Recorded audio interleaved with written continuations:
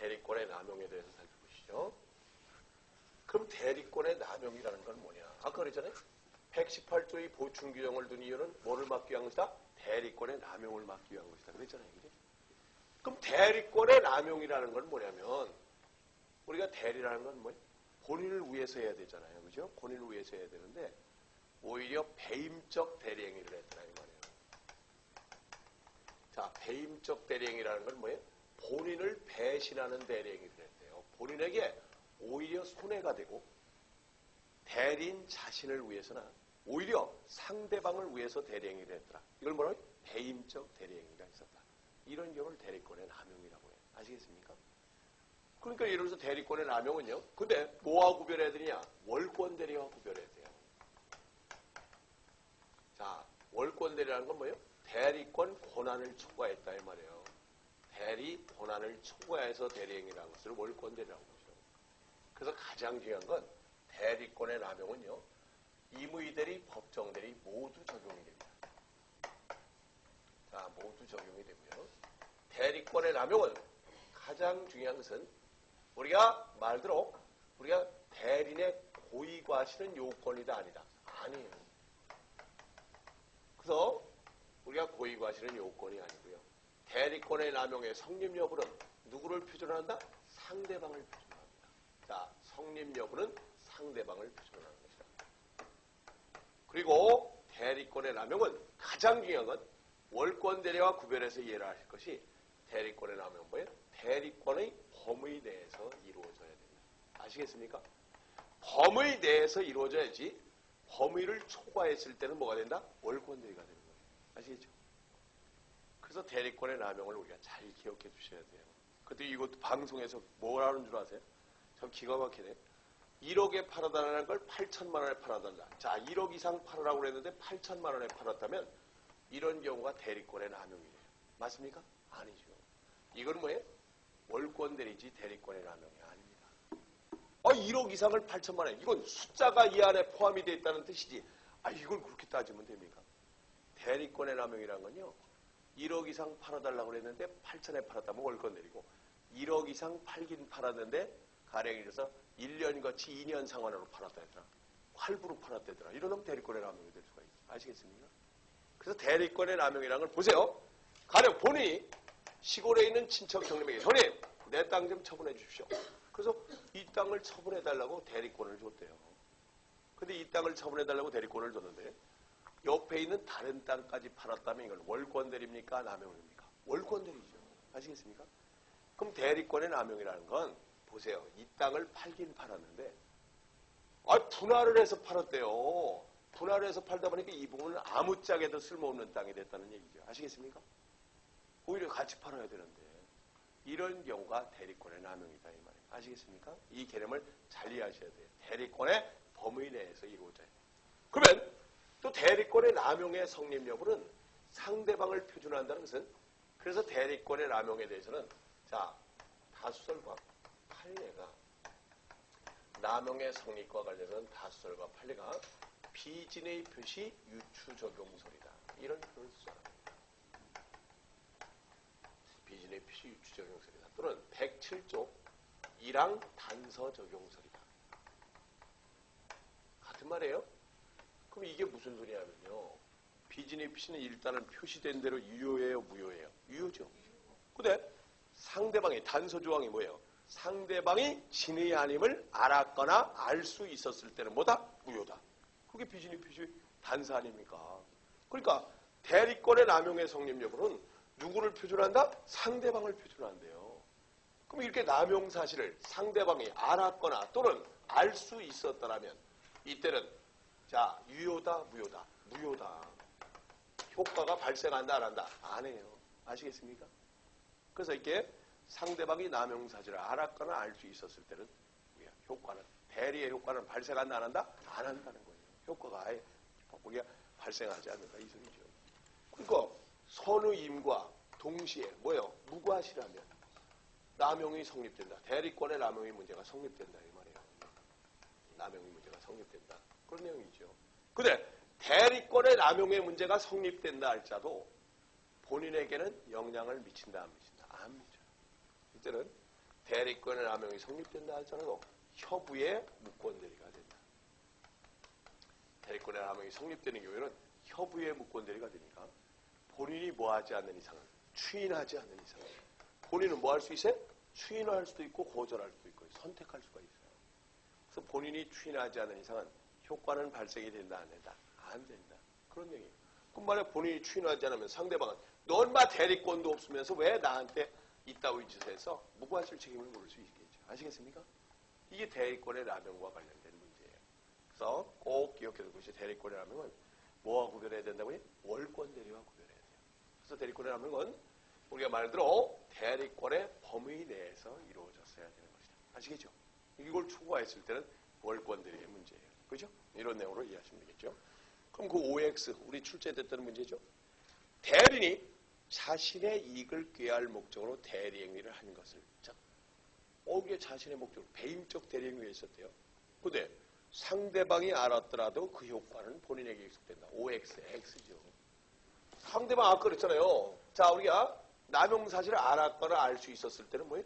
효과가 발생돼야 안 돼요. 안 돼요. 무효입니다. 그죠? 어떤 개념인가를 잘 염두에 두시면 되겠죠. 그죠? 이런 내용들을 정리해 주시고요. 그래서 우리는 말이죠. 우리가 대리권의 제한이라는 것은 대리라고 해서 무한정 인정되는 게 아니에요. 하다못해 우리는 무능력자의 법정 대리라 할지라도, 자, 우리가 무능력자가 우리 자격시험에 우리가 출제되는 건 아니지만 무능력자의 법정 대리인 제도와 관련해서도 우리가 아무리 친권자인 부모라 할지라도 무능력자를 대리하면서 우리가 본인과의 이익이 상반되는 행위에 대해서는 대리권이 제한이 됩니다. 아시겠습니까? 본인과의 이익이 상반된다. 이해 상반 행위다. 이런 표현을 쓰죠. 이익이 상반된다는 게 뭡니까? 우리 법인의 대표에도 마찬가지예요. 법인의 대표도요. 자, 대표는 법인과 일치라고 그랬잖아요. 그죠? 근데 이때 대표가 말이죠. 자, 대표가 자기 땅을 법인한테 판다. 법인의 땅을 대표가 매수한다. 이럴 경우는 그 법인을 대표할 수 있습니까? 없어요. 우리가 팔은 안으로 굽는다고 해서 자기가 살 때는 헐값으로 살 수도 있잖아요. 그러니까 본인과 이해가 상반되는 행위에 대해서는 법인의 대표에서 우리 법인편에 보면 특별 대리인을 선임하도록 돼 있어요. 그 행위에 대해서는. 아시겠습니까? 그래서 심지어 무능력자의 법정 대리인 제도에서도요. 우리가 무능력자의 재산을 법정 대리인 매수해버린다. 자기 이름으로 한다. 됩니까? 안 됩니까? 안 돼요. 이게 제한되도록 돼 있다. 이 말이에요. 아시겠습니까? 왜? 본인의 이익을 보호하기 위해서 이런 보호 규정을 두고 있는 겁니다. 아시겠습니까?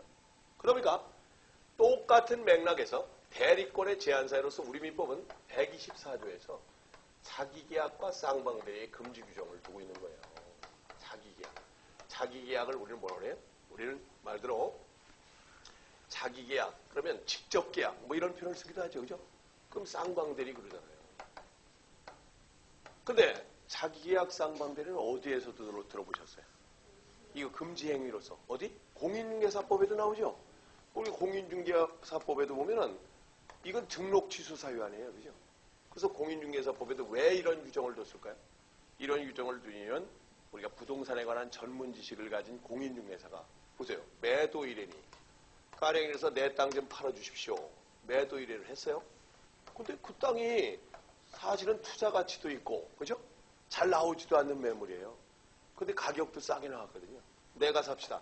직접 계약해서는 된다, 안 된다? 안 된다, 이 말이에요. 아시겠습니까? 왜? 매도 일행의 이익을 해칠 염려가 있기 때문에 하지 말으라고 소리예요. 아시겠습니까? 그런데 사실은 여러분 아시겠지만 중개업의 묘미가 이걸 잘해야 돈이 된다는 거예요. 아시겠습니까? 그래서 심지어 저쪽 제가 알고 있는 중개업 하시는 분이 뭐라는 줄 아세요? 군 출신이에요. 중령 출신이신데 이분이 와서 요즘에 와서 후회하는 게 뭔 줄 아십니까? 중개업을 한 17년 동안 했는데 자기는 땅이 나오거나 매물이 나오면 계약서만 쓸 줄 알았지 자기가 잡을 생각은 하지를 못했다는 거예요. 자기가 잡았으면 돈이 됐을 텐데. 아시겠습니까?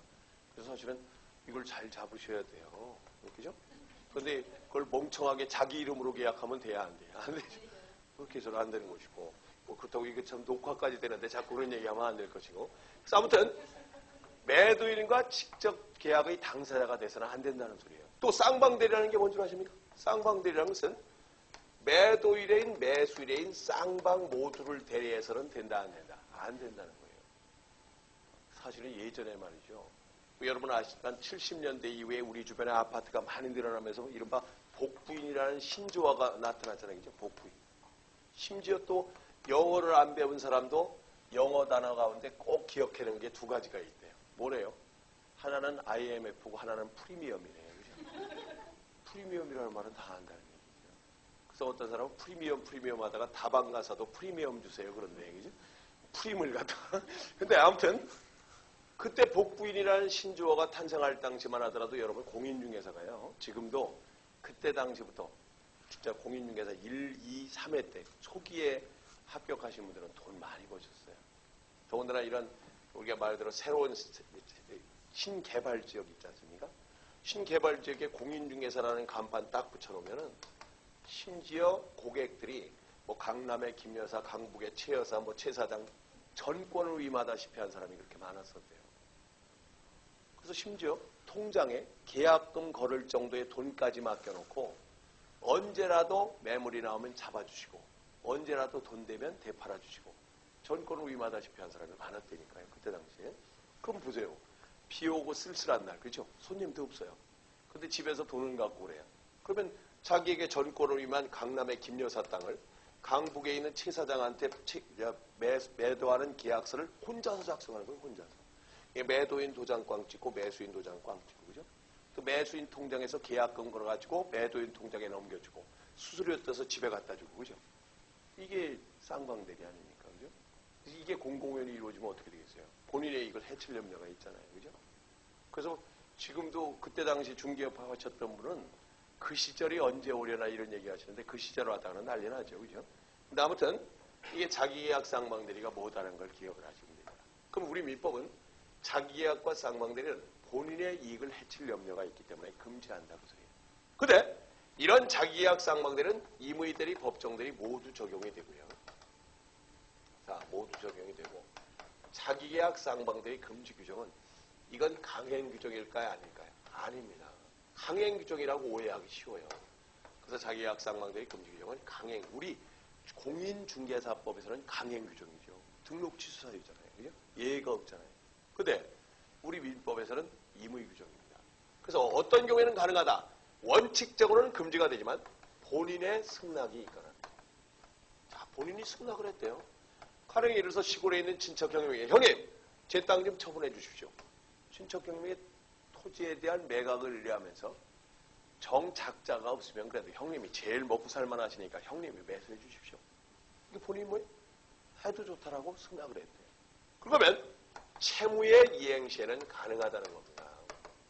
채무의 이행시. 근데 이 채무의 이행은 단순히 확정된 채무의 이행을 의미한다 이 말이에요. 확정된 채무의 이행. 그 채무의 이행이라는 게 뭐냐? 보세요. 아니, 쌍방대리도요. 매도일인과 매수일인. 매수일인한테 매매대금 1억 받아서 야, 너 지난번에 나한테 빌려간 돈 있지? 2천 상기하고 8천 받아라. 가능해요? 불가능해요? 가능하죠. 그럼 격리사원이 본인의 예금 통장에서 봉급날 자기 봉급 빼간다. 뭐예요? 자기 계약이지만 채무예행이니까 봉급날 봉급 빼가는 거야. 안 될 리가 없잖아요. 그죠? 그래서 이게 본인의 미리 승낙하거나 단순히 확정된 채무예행이라면 가능하다 이 말이에요. 근데 채무예행이라고 다 되는 게 아니잖아요. 가령 예를 들어서 기한 미도래의 채무다. 예를 들어서 격리사원이 봉급날 본인의 통장에서 돈 빼가는 거. 자기 봉급 빼가는 거야 관계없지만 봉급날도 안 되는데 봉급을 빼가면 되겠습니까? 기한 미도래의 채무. 또는 대물변제. 가령 봉급 빼가려니까 본인 통장에서 돈이 없어요. 그렇다고 회사 물건으로 대신 갖고 간다. 이래서 해야 되겠습니까? 그러면 다툼이 있는 채무다. 다툼이 있는 채무라는 건 뭐예요? 말 그대로 2천 상기하고 8천 받아라 했을 때 그게 왜 2천입니까? 이렇게 다툼이 있어서는 안 되잖아요. 아시겠습니까? 또 경계. 경계가 뭡니까? 계약의 내용을 변경시키는 거죠. 가령 본인의 땅을 매도인이 내 땅 팔아주십시오 그랬더니 자기가 직접 계약의 당사자가 됐어요. 본인이 형편되면 형님이 사주십시오. 그래서 본인이 승낙하에 직접 계약의 당사자가 됐을 때 다시 대리인의 지위에서 계약의 내용을 변경해서는 돼야 안 돼요. 안 되죠. 아시겠습니까? 그래서 이게 채무의 이행이라도 기한 미도래의 채무나 대물변제나 다툼 있는 채무나 경계 등 새로운 이해관계를 가져오는 것일 때는 된다 안 된다? 안 된다 이 말이에요. 아시겠습니까? 그래서 이게 자기계약 쌍방대리 금지 규정과 관련된 내용을 잘 이해하셔야 돼요. 그런데 이런 자기계약 쌍방대리 금지 규정 위반 시에는 무효이다 그러면 돼야 안 돼요? 안 되죠. 위반 시에는 뭐가 된다? 무권대리가 되는 겁니다. 자기계약 쌍방대리 금지 규정 위반 시에는 무권대리가 된다. 그죠? 그래서 우리는 자약은 우리가 예를 들어서 우리가 어떤 경우입니까? 쉽게 말해서 무권대리가 되니까 본인이 뭐만 하면 추인만 하면 문제가 없겠죠. 그러다 보니까 쌍방대리는 쌍방 모두를 대리했으니까 추인을 하려면 일방만의 추인 갖고는 돼야 안 돼요. 안 되죠. 쌍방 모두의 추인이 필요한 것이다. 이런 내용을 잘 염두에 두시면 되겠습니다. 그죠? 자기야 쌍방대리와 관련해서. 그리고 또 어떤 말도 나있습니까? 자, 우리는 네 번째 보면 등기의 신청이나 주식의 명의계에서는 위 규정의 제한을 받지 않으면 사채 알선업자의 행위는 채권자, 채무자, 쌍방대리가 된다. 그러니까 시험 문제 가서 말이죠. 다음 중 자기계약 쌍방대리 금지 규정에 적용을 받지 않는 경우는 해가지고 자 갑이 을에게, 을이 병에게 이런 식으로 해가지고 우리가 뭐예요? 문제가 출제가 되는 경우가 있어요.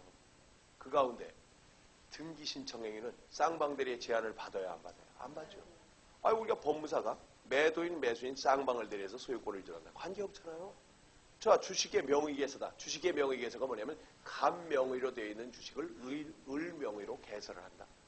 쌍방 모두를 대리해도 상관이 없죠. 아시겠습니까? 이런 것들은 자기계약 쌍방대리의 제한을 받지 않는다. 금지 규정의 제한을 받지 않는다. 그런 내용으로 이해를 하시면 되겠습니다. 다음에 또 어떤 말로 하십니까? 대리권의 제한 사유로서요. 자, 우리가 말대로 공동대리에 대해서 나와요. 아시겠습니까? 그래서 시험 문제 가서 뭐라고 출제가 되냐면 자, 이렇게 출제가 돼요. 대리인이 수인 있는 경우를 공동대리라 한다. 대리인이 여러 명 있는 경우를 공동대리라 한다. 맞는 말이에요? 틀린 말이에요? 맞습니까? 아니다 이 말이에요. 아시겠습니까? 대리인만 여러 명 있다고 해서 공동대리가 아니에요. 아시겠어요? 대리인이 수인 있는 경우라도 뭐가 원칙이다? 각자 대리가 원칙이다. 단독 대리가 원칙이다 이 말이에요. 아시겠습니까? 단독 대리가 원칙이에요. 그래서 우리가 어떤 경우를 생각하시냐면 우리 주변에 대리인 제일 많은 회사가 어떤 회사예요? 대리인 제일 많은 회사. 대리인 제일 많은 회사가 어디예요? 보험회사잖아요. 보험회사. 보험회사 보면 회사를 대표해서 대시해서 생활설계사라고 그러는가요? 그죠? 생활설계사. 보험회사 얼마나 대리인이 많습니까? 그렇게 많죠. 근데 가장 중요한 건 이렇게 대리인이 많아도 한번 보세요. 여러분 보험 들었었던 기억을 한번 되살려 보세요. 때로 몰려와서 보험 들었습니까? 그중 어느 한 사람이? 그중 어느 한 사람이? 각자가 고객과는 각자가 본인을 회사를 대리해서 보험계약을 체결했지 우리가 공동대리가 아니잖아요. 대리인만 많다고 해서 공동대리가 아니에요. 아시겠습니까? 대리인이 아무리 많을지라도 각자 대리가 원칙입니다. 그러면 어떤 경우 예외적으로 공동대리가 인정되냐? 공동대리가 인정되는 경우로서는 예외적으로 자 보세요. 법률의 규정이 있거나 법률의 규정은 딴 거 아니에요. 친권의 행사입니다. 미성년자에 대해서 친권의 행사는 부모가 공동으로 행사하도록 되어 있어요. 아시겠습니까? 부모가 공동으로. 그래서 이건 법률의 규정에 공동으로 할 수 있는 게 바로 이겁니다. 그리고 당사자 사이에 특별한 약정이 있었더라 이 말이에요. 특약이 있었더라. 이런 경우 예외적으로 공동대리가 인정될 수 있다는 거죠. 특별한 약정.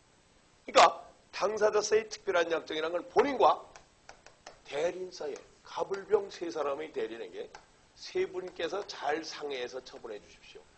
이랬을 때 뭐가 돼요? 공동대리가 되잖아요. 아시겠습니까? 이렇게 미리 특별한 약정이 있었다 이 말이에요. 공동으로 대리행위를 할 것에 대한 특별한 약정이 있었을 때 공동대리가 인정되는 것이다. 그런 얘기죠. 그러면 그래서 이제 시험 문제 가서 어떤 말로 나와 있습니까? 바로 밑에도 나와 있지만 이런 말로 나와 있죠. 자, 우리가 두 번째 보세요. 법률의 규정이 있거나 당사자의 특약에 의해 공동으로만 대리행위를 하도록 정한 경우에 인정이 되는 것이다.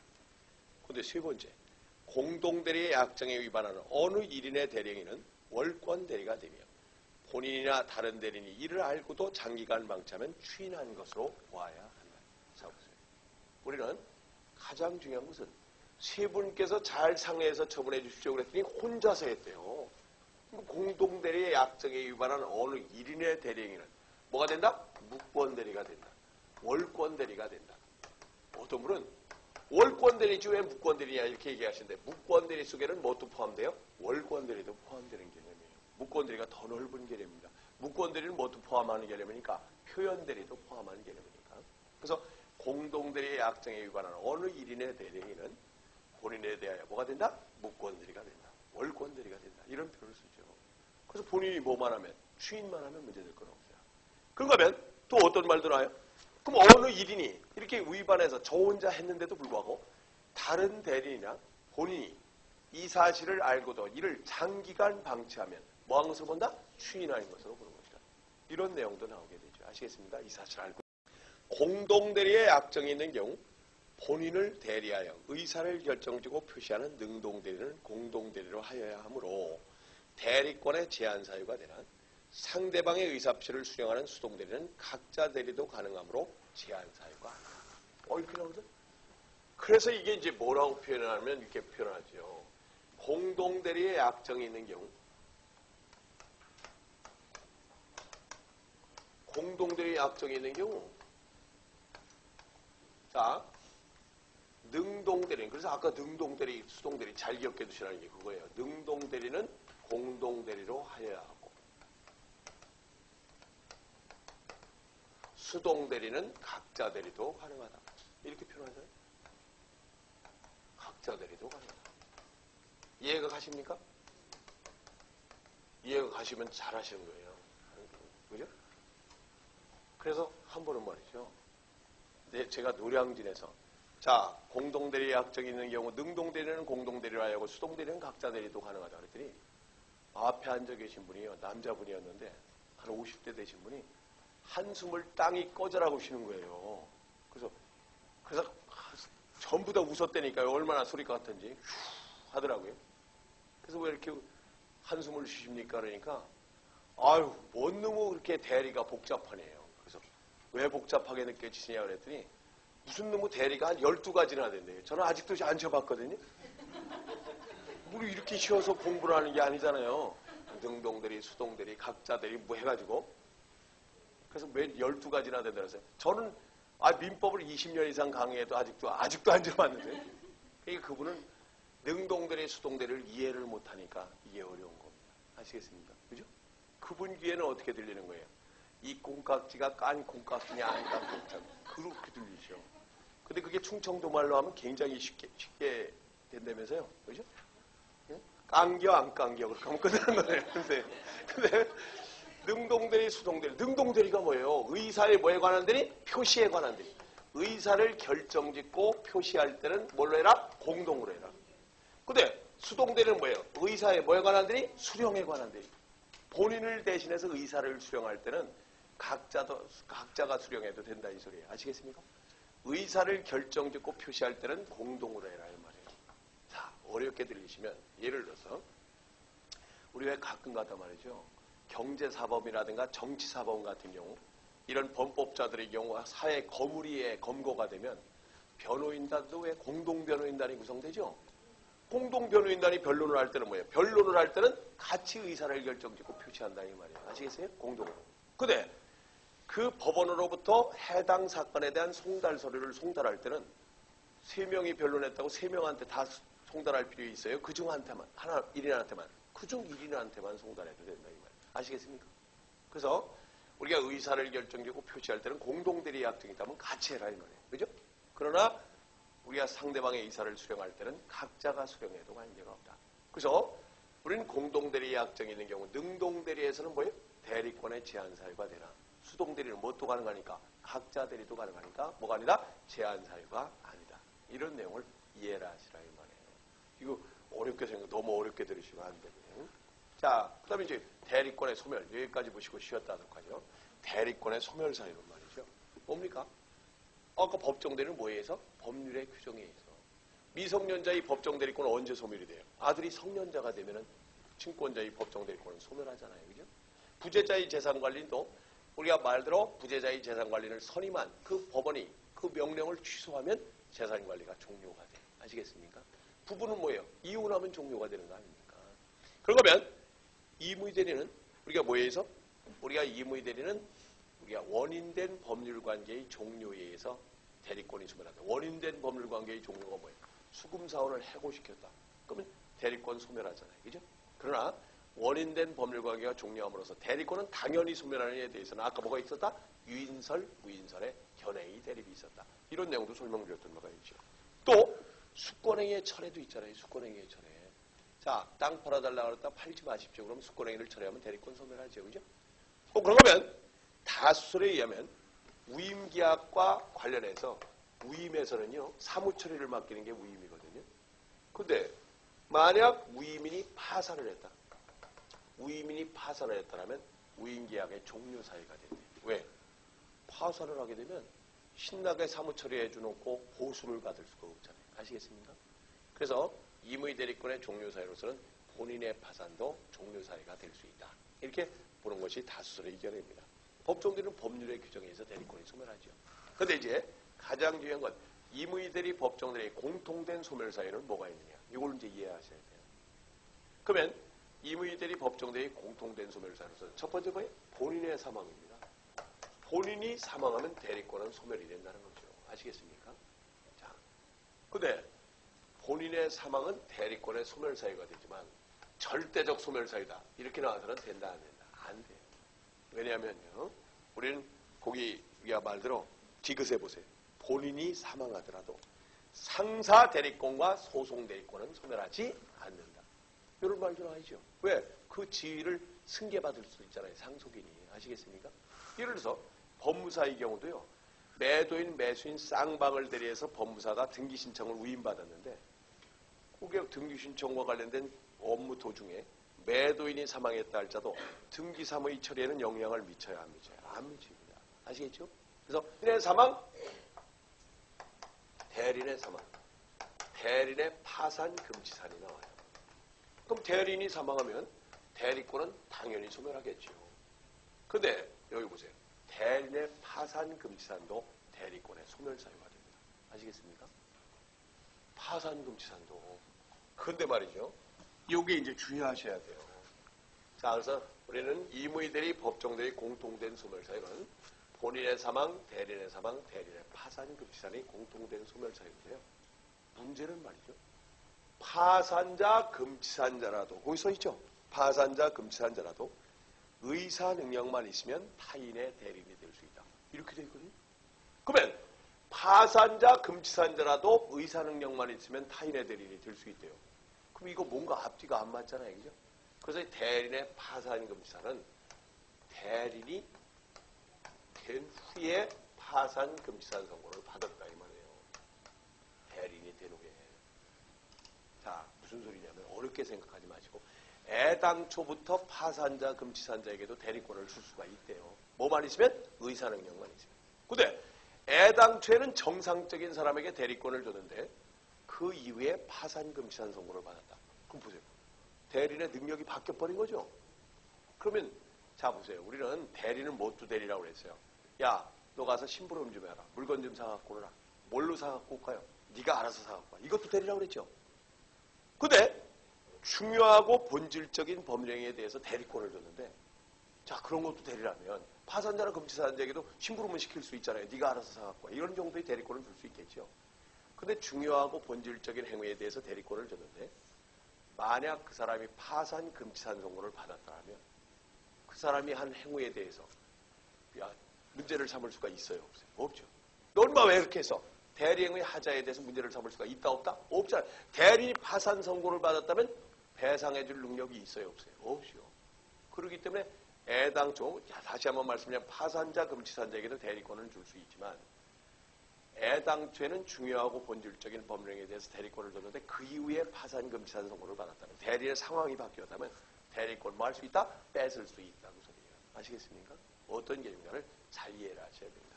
그래서 대리권의 소멸사유와 관련해서도 살펴봤어요.